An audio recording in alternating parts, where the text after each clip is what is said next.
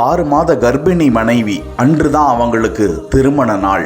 ஆசையோடு மனைவியை வீட்டுக்கு அழைத்து வந்த போது நடந்தது என்ன?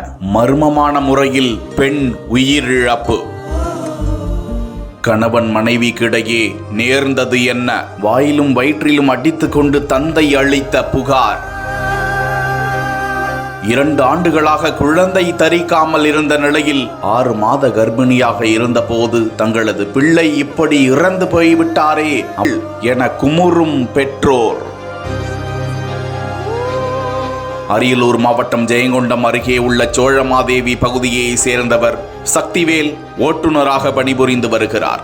சக்திவேல் ஆண்டிமடம் பகுதியை சேர்ந்த பவானி என்ற பெண்ணை உயிருக்கு உயிராக காதலித்து வந்த நிலையில் பெற்றோரின் எதிர்ப்பை மீறி கடந்த 2 வருடங்களுக்கு முன்பு திருமணம் செய்து கொண்டு வாழ்ந்து வந்தனர். கடந்த சில மாதங்களுக்கு முன்புதான் அந்த ஜோடியை 2 குடும்பத்தினரும் ஏற்றுக்கொண்டதாக சொல்கிறார்கள். அந்த தம்பதிக்கு 2 ஆண்டுகளாக குழந்தை இல்லாமல் இருந்து வந்த நிலையில் தற்போது பவானி 6 மாத கர்ப்பிணியாக உள்ளார். இதன் காரணமாக பவானியை கணவர் சக்திவேல் பெற்றோர் வீட்டில் விட்டிருந்த நிலையில் 1 மாதமாக தாய் அரவணைப்பில் பவானி இருந்து வந்தார்.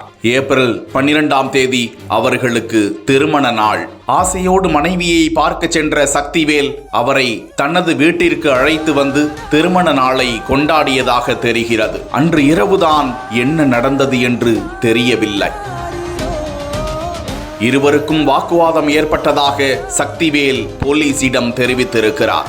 இதனை பார்த்து அதிர்ச்சி அடைந்த சக்திவேல் இது தொடர்பாக உறவினர்களுக்கு தகவல் அளிக்க பதறி அடித்துக் கொண்டு ஓடி வந்த தந்தை ரங்கநாதன், தாய் உள்ளிட்டோர் கதறி அழுததோடு தாப்பள்ளூர் காவல் நிலையத்தில் இது குறித்து புகார் அளித்தார். போலீசார் பவானியின் உடலை மீட்டு பிரேத பரிசோதனைக்காக ஜெயங்கொண்டம் அரசு மருத்துவமனைக்கு அனுப்பி வைத்து பல்வேறு கோணங்களில் தீவிர விசாரணை மேற்கொண்டு வருகிறார்கள். உடையார்பாளையம் வருவாய் கோட்டாட்சியர் ஷீஜாவும் இது குறித்து தீவிர விசாரணை நடத்தி வருவது குறிப்பிடத்தக்கது.